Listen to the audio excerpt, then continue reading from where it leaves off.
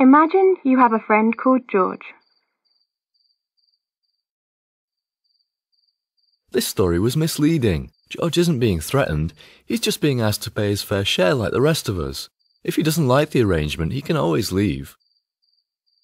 Let's start with the question of whether or not the state threatens people. Imagine a desert island. Albin lives with a few other people on this island. One day he meets Jeff. Jeff says, "Give me your ball, or you'll get a beating." Jeff's threatening Albin with violence, right? Yeah, of course. But taxpayers aren't being threatened like that. No one actually gets attacked for not paying taxes. Okay, let's have Jeff say something different. He says, "Give me your ball." "If you don't, I'll have to ask you to hand over your ball and your shirt. If you still don't cooperate, you'll spend the night tied to that tree. And if you resist being tied, you'll get a beating."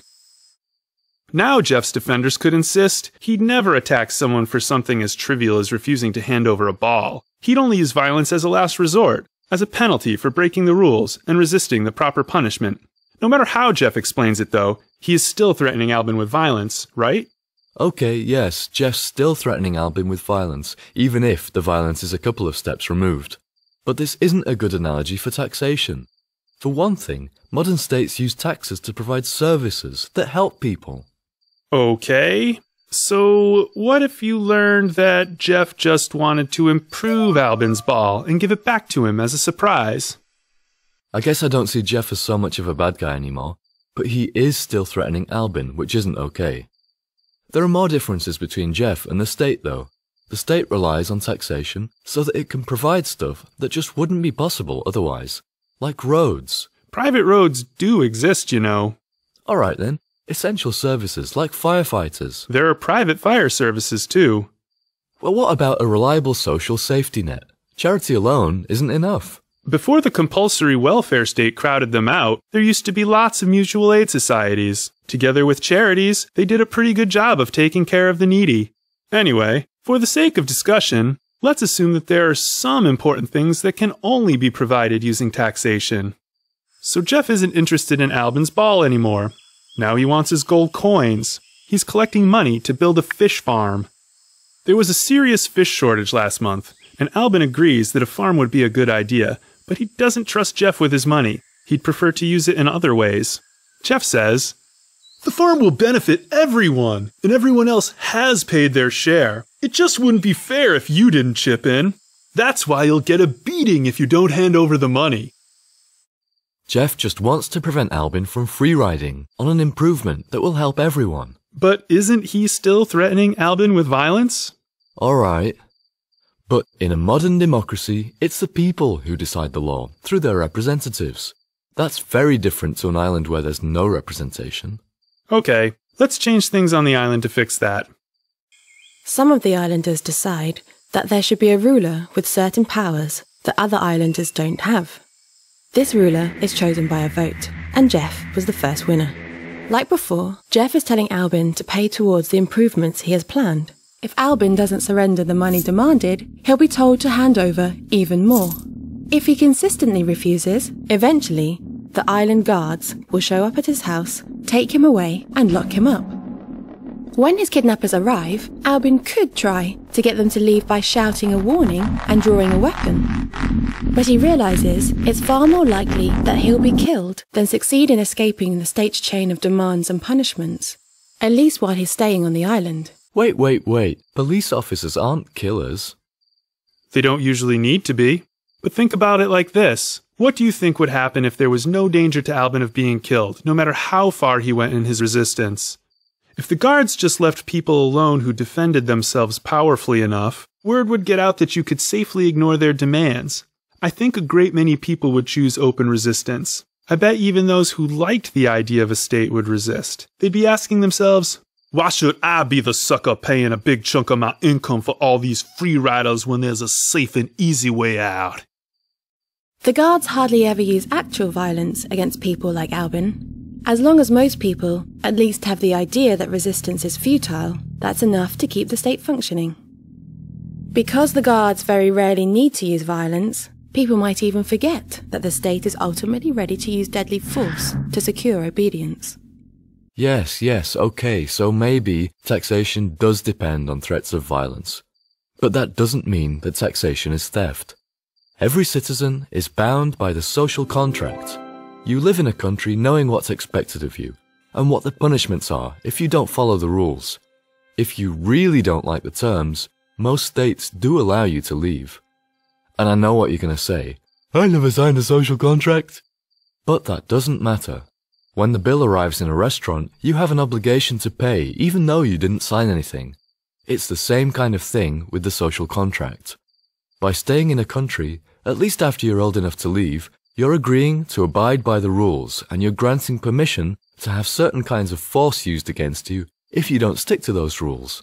Hang on a second. The restaurant boss gets to set the rules because he owns the restaurant. It's being the owner of a thing that gives you the right to say who gets to use it and how.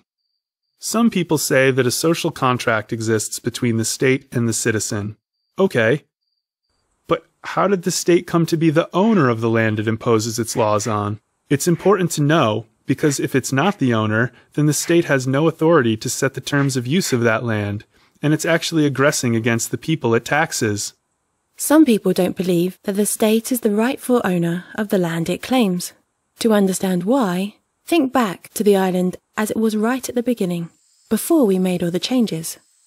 In some remote corner of the island, Albin finds some wood lying on the ground and uses it to build a hut there.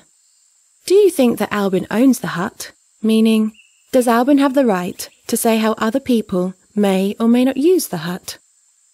Yeah, sure. Albin's the owner.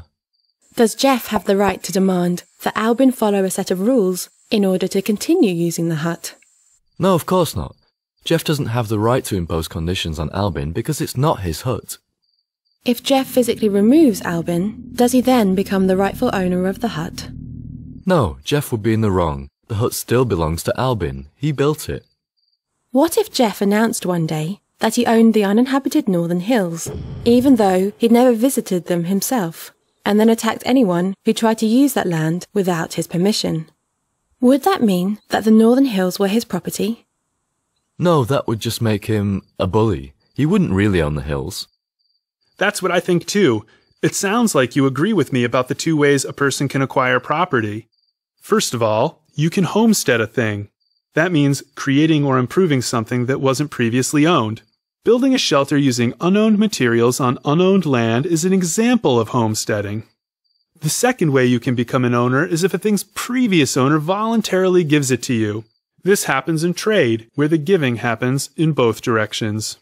There may be disagreements about exactly how you have to homestead something to become its owner, or how long you're allowed to leave a thing unused before someone else can claim it, but I think most people agree about the basics. Jeff doesn't own Albin's shelter or the hills. If voluntary transfer and original homesteading are the two ways to become an owner of a thing, then most of the state's claims to land ownership are suspect. That's because most of the land was already owned when the state took it by force, or the land was unowned, and instead of homesteading it, the state just threatened to punish users who didn't seek its permission. So, the state behaves like Jeff stealing Albin's shelter, or announcing that he owns the hills. But we don't believe ownership works that way. If we want to be consistent, I think we have to admit that the state doesn't own most of the land, and that there is no legitimate agreement between the state and most of the people it taxes. There is no real social contract, just threats of violence. But if we go back far enough, there are many pieces of land that were taken by force from someone. I live on land that was stolen, less than 200 years ago. Does that mean I don't have a right to live there? It's a good question. An ancestor of the person the land was stolen from could show up and demonstrate that they have a better claim on the land than you do. But if no surviving ancestors are interested, then it might qualify as abandoned land. Abandoned land is treated like land that was never owned. It can be homesteaded and passed on through voluntary exchange afterwards. Okay, that does sort of make sense. But I'm not completely convinced yet. Let me think about it some more. Whatever it's used for, and however it's justified, taxation depends on a chain of increasingly unpleasant demands and punishments, ultimately backed by deadly force. Some people believe the state maintains mass threats of violence against peaceful people, that it illegitimately claims ownership of the land we live on, and that it's an aggressive institution incompatible with a truly civil society. Do a web search for some of these terms if you're interested in learning more.